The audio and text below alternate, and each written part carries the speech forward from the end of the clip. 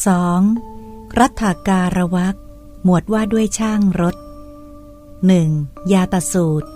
ว่าด้วยภิกษุผู้มีชื่อเสียง 11. พระผู้มีพระภาคตรัสว่าภิกษุทั้งหลายภิกษุที่มีชื่อเสียงประกอบด้วยธรรม3ประการปฏิบัติเพื่อไม่เกื้อกูลแก่คนหมู่มากเพื่อไม่ใช่สุขแก่คนหมู่มาก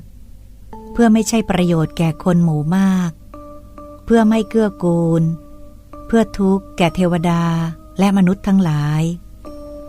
ทำ3ประการอะไรบ้างคือ 1. ชักชวนในกายกรรมที่ไม่สมควร 2. ชักชวนในวจีกรรมที่ไม่สมควร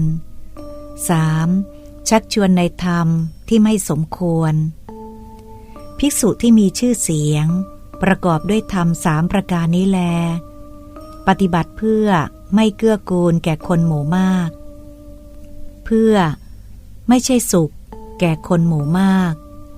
เพื่อไม่ใช่ประโยชน์แก่คนหมู่มากเพื่อไม่เกื้อกูลเพื่อทุกข์แก่เทวดาและมนุษย์ทั้งหลายภิกษุที่มีชื่อเสียงประกอบด้วยธรรม3ประการ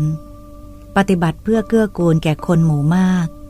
เพื่อสุขแก่คนหมู่มากเพื่อประโยชน์แก่คนหมู่มากเพื่อเกื้อกูลเพื่อสุขแก่เทวดาและมนุษย์ทั้งหลาย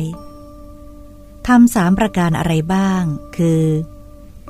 1. ชักชวนในกายกรรมที่สมควร 2. ชักชวนในวจีกรรมที่สมควร 3. ชักชวนในธรรมที่สมควรภิกษุทั้งหลายภิกษุที่มีชื่อเสียงประกอบด้วยธรรม3ประการนี้แลปฏิบัติเพื่อเกื้อกูลแก่คนหมู่มาก